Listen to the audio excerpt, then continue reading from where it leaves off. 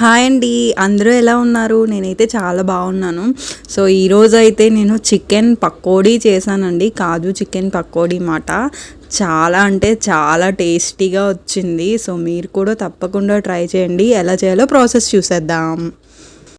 ముందుగా చికెన్ని వాష్ చేసుకొని ఇలా పెట్టుకోండి. సో ఇదైతే నేను బోన్లెస్ చికెన్నే తీసుకున్నాను. సో చిన్న ముక్కలుగా కట్ చేసుకొని పెట్టుకోండి. అలా మరీ చిన్నగా వద్దు, మీడియం సైజ్గా ఉండేలా చూసుకోండి. సో దాని తర్వాత ఇందులోకి కొద్దిగా పసుపును కూడా వేసేస్తున్నాను.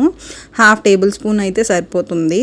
నేనైతే ఇక్కడ 1/2 కిలో మాత్రమే తీసుకున్నాను చికెన్. సో ఇందులోకే కాశ్మీరీ చిల్లీ పౌడర్ ఉంటుంది కదా, దాన్ని అయితే నేను 2 టేబుల్ స్పూన్స్ వరకు వేసేసాను.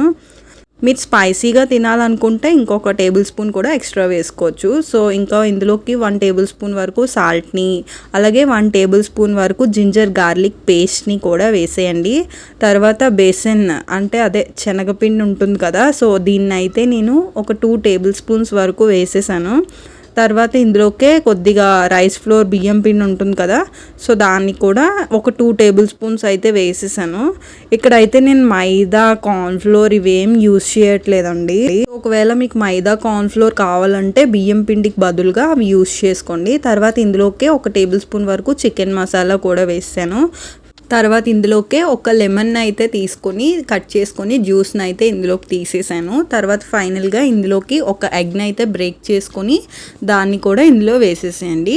వేసిన తర్వాత వీటన్నిటినీ కూడా చాలా అంటే చాలా నిదానంగా ముక్కలకి పట్టేలాగా కలిపేసుకోండి. సో అది ఎంత బాగా మనం మిక్స్ చేసుకుంటే పకోడీ టేస్ట్ అంత బాగుంటుంది అన్నమాట. సో ఈ ఎగ్ వేసిన తర్వాత అది కలుపుతూ ఉంటే భలే స్మూత్గా ఉంటుందండి. ఇలా మొత్తం అంతా కూడా మిక్స్ చేసేసుకోండి. నేనైతే 5 మినిట్స్ పాటు మిక్స్ చేసేసాను. సో ఇప్పుడు దీన్ని 30 మినిట్స్ ఫ్రిడ్జ్లో కానీ బయట కానీ పెట్టేసుకోండి.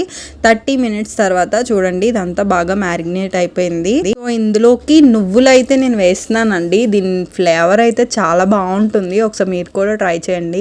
కట్ చేసి పెట్టుకున్న కరివేపాకు, అలాగే చిన్నగా కట్ చేసి పెట్టుకున్న కొత్తిమీరని కూడా నేను ఇందులో వేసేస్తున్నాను. వేసిన తర్వాత వీటిని కూడా కొద్దిగా బాగా మిక్స్ చేసేయండి, అవన్నీ కూడా బాగా పట్టేలాగా. సో ఇలా మొత్తం అంతా కూడా మిక్స్ చేసుకున్న తర్వాత స్టవ్ మీద ఒక కడాయిని కానీ ప్యాన్ని కానీ పెట్టుకొని అందులోకి డీప్ ఫ్రైకి సరిపడా ఆయిల్ని అయితే వేసేసుకోండి. ఆయిల్ కొద్దిగా బాగా హీట్గా ఉండాలండి పకోడీ వేసేటప్పుడు.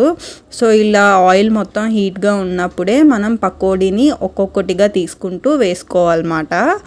సో ఇలా ఒక్కొక్కటిగా తీసుకొని వేసుకున్న తర్వాత మీడియం టు హై ఫ్లేమ్లో పెట్టుకొని ఫ్రై అయితే చేసేసుకోండి. అలానే మొత్తం హై ఫ్లేమ్లో పెట్టొద్దు, పకోడీ పైన మాడిపోతుంది కానీ రోస్ట్గా అనిపించదు. మీడియం టు హై ఫ్లేమ్లో పెట్టుకొని ఫ్రై చేస్తే ఒక 5 మినిట్స్కే ఫ్రై అనేది కంప్లీట్ అయిపోతుంది అన్నమాట. సో ఇలా మొత్తం అంతా కూడా ఫ్రై చేసేయండి. ఫస్ట్ బ్యాచ్లో అయితే వేసేసాను, ఇంకో కొంచెం ఉంది కదా అదైతే సెకండ్ బ్యాచ్లో కూడా నేను ఇప్పుడు వేసేస్తున్నాను. సో ఇలా మొత్తం అంతా కూడా కంప్లీట్ అయిపోయింది. సో ఇందులోకి ఫైనల్గా కాజుని అయితే వేస్తున్నాను.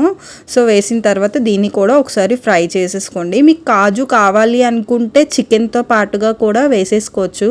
మాకు ఇలా విడివిడిగా తినడం ఇష్టం, సో అందుకని చెప్పేసి సపరేట్గా వేసాను అనమాట. ఫైనల్గా ప్లేట్లోకి తీసుకొని ఇలా గార్నిష్ చేసేసుకోండి.